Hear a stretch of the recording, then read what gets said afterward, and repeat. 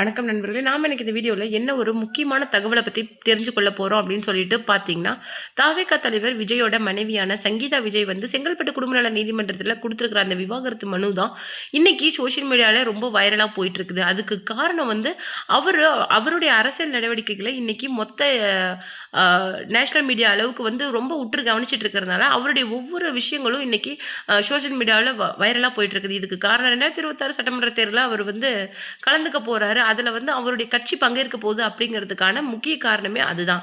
இன்னைக்கு வந்து நெறைய இந்த இந்த கட்சி ஆரம்பிச்சதுலேருந்து இன்னும் ஒரு 6 மாத காலமா நெறைய நெருக்கடிக்கு உள்ளாயிருக்காரு அப்படிங்கிறது இன்னைக்கு எல்லாருக்குமே தெரிஞ்ச விஷயங்களா இருந்தாலுமே, இதுல ஒரு முக்கியமான விஷயமே என்ன அப்படின்னு சொல்லிட்டு பார்த்தீங்கன்னா, அவருடைய மனைவியே ஆன சங்கீதா விஜய் வந்து இன்னைக்கு குடுத்திருக்கிற இந்த விவாகரத்து மனு தான். அவங்க சாதாரணமா ஒரு விவாகரத்து கேட்டிருந்தா, இது இந்த அளவுக்கு ஒரு பெரிய இஷ்யூவா மாறியிருக்காது.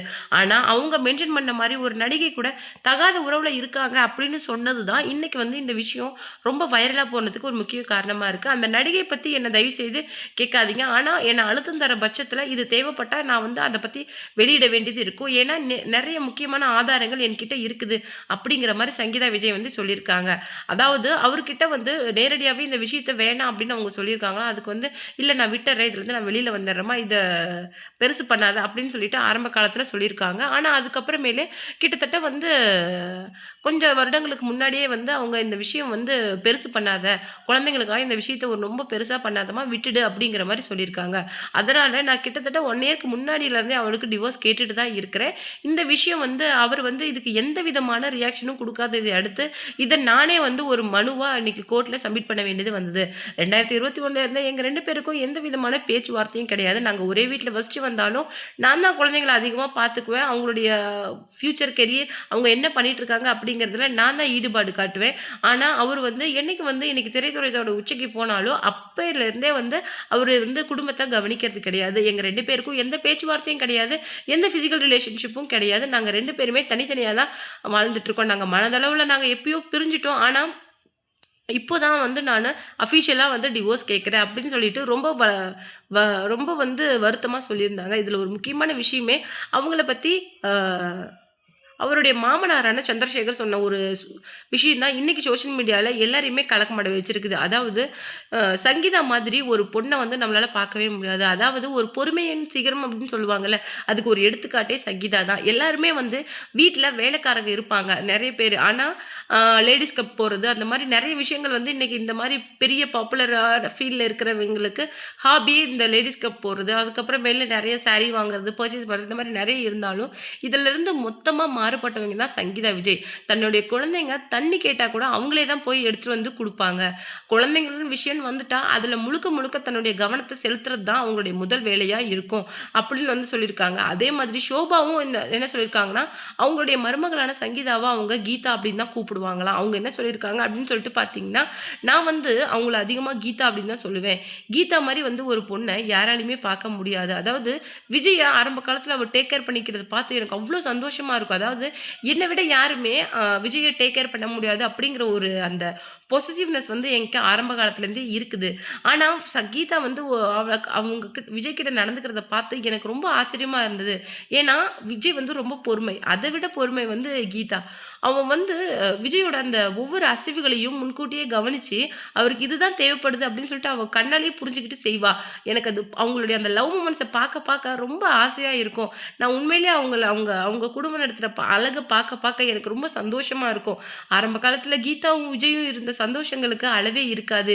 இப்போ நெறைய பேர் சொல்லுவாங்கல்ல, நெறைய ஜோடிகள் அதாவது அவங்கள மாரி சினிமால இருக்க முடியாது அப்படின்னு சொல்லிட்டு இன்னைக்கு நெறைய கப்பிள்ஸ சொல்லுவாங்க. ஆனா, யாருக்குமே தெரியாத ஒரு கப்புலா தான் இன்னைக்கு சங்கீதா விஜயும், ஆ விஜயும் இருந்திருக்காங்க. இதுக்கு காரணமே அவங்க 2 பேருக்கும் உள்ள இருந்த அந்த ஆழமான காதல், அதுக்கப்புறம் உணர்வுபூர்வமான நட்பு இன்னும் அவங்க 2 பேருக்குள்ள இருக்குது.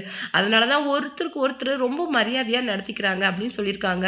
இன்னைக்கு மேபி அவங்க வந்து அவங்க கேஸ் குடுத்திருந்தாலுமே, அந்த விஷயங்கள்ல எவ்ளோ நாகரிகமா சொல்ல முடியுமோ, அவ்ளோ நாகரிகமா தான் அந்த விஷயங்கள வந்து இன்னைக்கு கீதா விஜய் வந்து சொல்லியிருக்காங்களே தவிர, அநாகரிகமா எந்த வார்த்தைகளுமே அவங்க மென்ஷன் பண்ணல. இதுலருந்தே அவங்க நெறைய காயப்பட்டு போயிருக்காங்க அப்படிங்கிறத என்னால புரிஞ்சுக்க முடியுது அப்படின்னு வந்து ஷோபா சொல்லியிருந்தாங்க. ஷோபா சந்திரசேகர். இந்த விஷயத்த பத்தி நடிகை நயன்தாரா இருக்கிற ஒரு விஷயம் தான் இப்போ வந்து நம்பகத்தகுந்த வட்டாரங்கள் வந்து நமக்கு வந்திருக்கு. அவங்க என்ன சொல்லியிருக்காங்க அப்படின்னு சொல்லிட்டு பார்த்தீங்கன்னா, இந்த விஷயத்துல ஈடுபட்டிருக்கிற 2 பேருமே எனக்கு நெருங்கிய நண்பர்கள். அதாவது என்னுடைய நிறைய வெற்றி படங்கள் இன்னைக்கு விஜய் சார் கூட நான் நடிச்சிருக்கிறேன். அதனாலே அவர பத்தி எனக்கு நல்லாவே தெரியும். அதாவது இப்போ வந்து எல்லாருக்கும் தெரிஞ்ச விஜய் விட அவருக்கு இன்னொரு பக்கமும் இருக்குது. அதுதான் வந்து செட்ல ஹேப்பியா இருப்பாரு. அதாவது அவரு மாரி யாராலயுமே பே ப பே ஒருத்தரோட இத புரிஞ்சுகிட்டு பேச முடியாது. இன்னொரு முக்கியமான விஷயமே, நமக்கு ஏதாவது ஒரு டிஸ்கம்ஃபோர்ட் இருந்தா கூட அது உடனே அவருக்கு தெரிஞ்சிரும். உங்களுக்கு ஏதாவது ப்ராப்ளமா, உங்களுக்கு ஏதாவது ஃபீவரா அந்த மாரி ஈஸியா கேட்டுருவாரு. எப்படி நமக்கு முன்னாடி இவரு இந்த விஷயத்த புரிஞ்சுக்கிட்டாரு அப்படிங்கிறத நம்மளால அத கணிக்கவே முடியாது அப்படின்னு சொல்லியிருக்காங்க. இன்னொரு முக்கியமான விஷயமே, ஒரு ஆக்டர் கூட ரொம்ப சேஃபா நடிக்கலாம் அப்படின்னா, அது நம்ம விஜய் சாரும், அஜித் சாரும் தான். இத நெறைய பேர் நீங்க சொல்லி கேட்டிருப்பீங்க. அதாவது சேஃபஸ்ட் ரொம்ப செக்யூரா ஒருத்தர் கூட நடிக்கணும் அப்படின்னா, அது நம்ம விஜய் சார சொல்லலாம். நம்ம அந்த அளவுக்கு வந்து ரொம்ப கம்ஃபர்டபுளா வச்சுக்குவாரு. ரொம்ப சூப்பரா வந்து இங்க இருக்கிற ஒரு சின்ன ஆர்டிஸ்ட் முதற்கொண்டு உட்கார்ந்து செட்ல பேசுவாரு. அது ரொம்பவும் அழகா இருக்கும். அவரு இன்னைக்கு திரைத்துறையில நெறைய உச்சத்துக்கு போயிருந்தாலுமே, அவரு வந்து மத்தவங்க கிட்ட நடந்துக்கிற அந்த மரியாதையான விதம் இருக்குதுல்ல, இன்னைக்கும் அவர் வந்து டாப் மோஸ்ட்ல இருக்கிறதுக்கு காரணம் நான் அதுதான் அப்படின்னு சொல்லுவேன். இன்னைக்கு சின்னதா ஒருத்தரு 1 படம், 2 படம் நடிச்சுட்டாலே இன்னைக்கு எவ்ளோ ஆ பந்தா பண்றாங்க, ஆட்டிட்யூட் காட்டுறாங்க. ஆனா, இன்னைக்கு இவ்ளோ உயரத்துல இருக்கிற விஜய் கூட நீங்க போய் சாதாரணமா பேசி பாருங்களேன். எவ்ளோ பெரிய மனுஷன், எவ்ளோ அழகா சிம்பிளா நடந்துக்கிறாரு, சிம்பிளா பேசுறாரு அப்படிங்கிற மாரி இருக்கும். அவருக்கு எப்பவுமே சிம்பிளா இருக்கிறது ரொம்ப பிடிக்கும். அதாவது இந்த ஸ்ட்ரீட் சைட் ஃபுட்டு, இந்த மாரி நான்வெஜ் சாப்பிடுறது, இந்த மாரிலாம் சின்ன சின்ன விஷயங்கள் வந்து அவருக்கு ரொம்ப பிடிக்கும்.